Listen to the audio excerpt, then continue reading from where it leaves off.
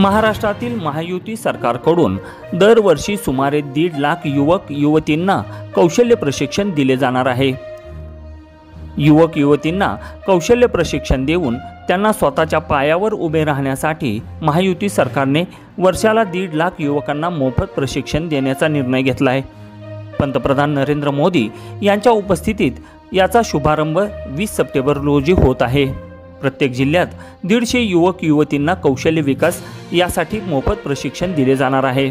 यासाठी 1000 चाणक्य कौशल्य विकास केंद्र सुरू केले जात आहेत।